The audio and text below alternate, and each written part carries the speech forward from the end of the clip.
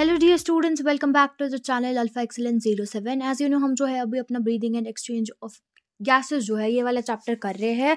And हमने already जो है रेस्पिरेशन के बारे में पढ़ा, हमने ह्यूमन रेस्पिरेटरी सिस्टम के बारे में पढ़ा, हमने उसमें ट्रैकिया के बारे में, लेरिंग्स फेरिंग्स, हमने हर एक चीज़ के बारे में पढ़ा। उसमें हमने पढ़ा एक्सटर्नल नीडीज़ के बारे में, फिर कैसे हवा हमारे अंदर चली जाती है थ्रू एक्सटर्नल नीडीज़, फिर कहाँ कहाँ से पास होती है, ये सब हमने पढ़ा।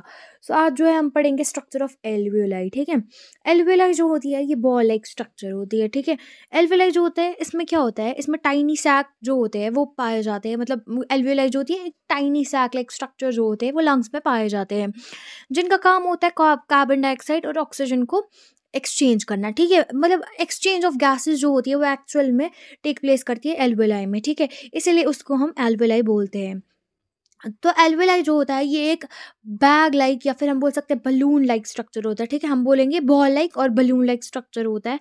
एंड इसमें क्या प्रेजेंट होता है, ये जो होता है इसमें इसको जो है हम बोलते हैं वेस्क्युलराइज्ड बैग। इसका मतलब यही हो गया कि इसमें जो होती है बहुत सारी ब्लड वेसल्स प्रेजेंट होती है।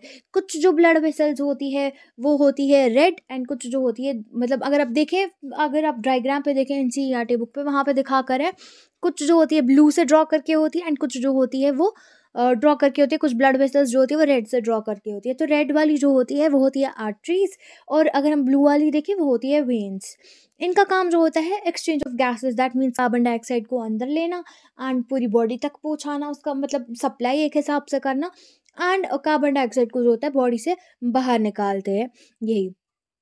तो एल्वेलाई की बात करें, एल्वेलाई जो होते हैं टोटल 300 मिलियंस होते हैं इन 2 लंग्स। ठीक है, तो लेफ्ट लंग जो है, अगर हम देखें लेफ्ट लंग जो होती है वो थोड़ी लार्जर होती है देन राइट लंग। ठीक है, तो टोटल जो होते हैं अबाउट 3 मिलियन जो होते हैं एल्वेलाइज जो होते हैं, they are present in both the lungs.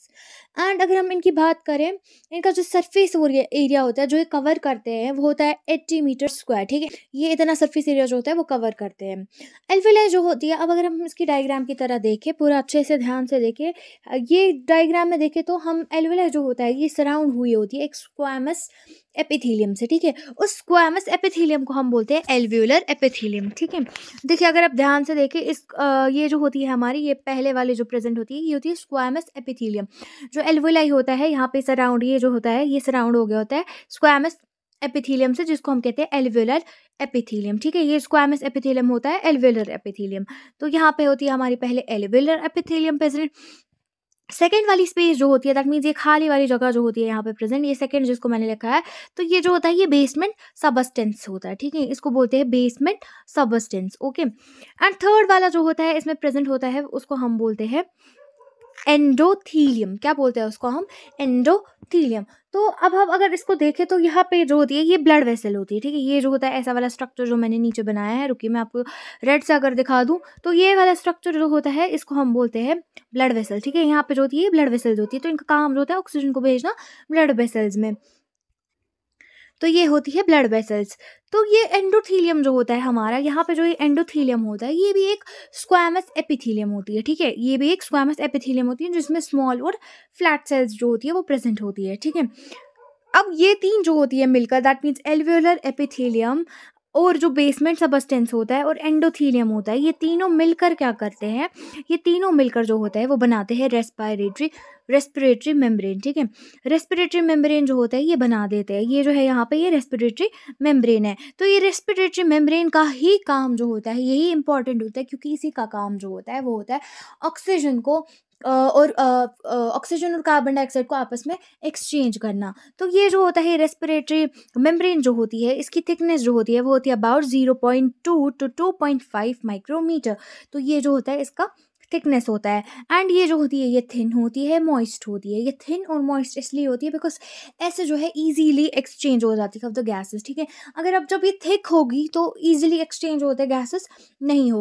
And इस पे जो होता है, जो ये एल्वियोलर एपिथेलियम जो होती है इस पे प्रेजेंट होती है न्यूमोसाइट्स, ठीक है। न्यूमोसाइट्स जो होते हैं, न्यूमोसाइट्स पे क्या प्रेजेंट होता है, सर्फेक्टेंट प्रेजेंट होता है। ये देखिए यहाँ पे लिखा है सर्फेक्टेंट, ठीक है। तो इस न्यूमोसाइट्स पे क्या प्रेजेंट होते हैं, इन न्यूमोसाइट्स पे यहाँ पे जो होता है एल्वेओलर एपिथेलियम जो होता है, इसके पास जो होते हैं न्यूमोसाइट्स होते हैं। तो न्यूमोसाइट्स पे जो होता है सर्फेक्टेंट प्रेजेंट होता है, जिसको हम बोलते हैं लेसिथिन। लेसिथिन जो होता है वो एक सर्फेक्टेंट होता है, ठीक है। सर्फेक्टेंट का क्या काम क्या होता है, तो सर्फेक्टेंट का काम यही होता है कि सरफेस टेंशन जो है उसको कम करने में, ठीक है, काम कम करने में काम आता है। ये जो सर्फेक्टेंट होता है लेसिथिन जो होता है, ये सरफेस टेंशन को कम करने में काम आता है। एल्वेलर को जो होता है, एल्वेलाई को, ताकि एल्वेलाई जो है कोलैप्स ना हो, कोलैप्स होने से एल्वेलाई जो होती है उन सबको बचाता है। That means prevents alveolar collapse, ठीक है, हम बोल सकते हैं प्रिवेंट्स एल्वेलर कोलैप्स। तो यही काम होता है इस सर्फेक्टेंट का। तो हमें ये याद रखना है, पहले जो होती है लेयर होती है एल्वेलर एपिथेलियम। तो इस ऑक्सीजन को जो होता है गुजरना होता है पहले एल्वेलर एपिथेलियम से, उसके बाद जो आता है बेसमेंट सबस्टेंस के थ्रू, एंड फिर जो होता है लास्ट में एंडोथेलियम के थ्रू। ये जो होते हैं दोनों एल्वेलर एपिथेलियम और एंडोथेलियम जो होते हैं, ये दोनों होते हैं स्क्वैमस, ठीक है, ये स्क्वैमस एपिथेलियम होते हैं दोनों। एंड इसको जो होता है एल्वेलर एपिथेलियम कहते हैं, नीचे वाले को जो होता है एंडोथेलियम कहते हैं। एंड यहाँ से जो होता है ऑक्सीजन जो होता है फिर ऊपर से नीचे पास होता है, फिर ब्लड वेसल्स में चला जाता है। एंड ये तीन मिलकर जो होते हैं एल्वेलर एपिथेलियम, बेसमेंट सबस्टेंस और ये जो एंडोथेलियम होता है, ये आपस में मिलकर जो होते हैं बनाते हैं रेस्पिरेटरी मेम्ब्रेन, जो कि होती है थिन और मॉइस्ट होती है, एंड जिसका डायमीटर मतलब जो होती है 0.2 to 2.5 माइक्रोमीटर्स, ठीक है। एंड लेसिथिन हमने याद रखा एक सर्फेक्टेंट होता है जिसका काम जो होता है सरफेस टेंशन को कम करना एंड एल्वेलाई को कोलैप्स होने से बचाना। So this was today's lecture. I hope आप सबको ये पसंद आ गया हो। Do not forget to like share and subscribe to the alpha excellence 07।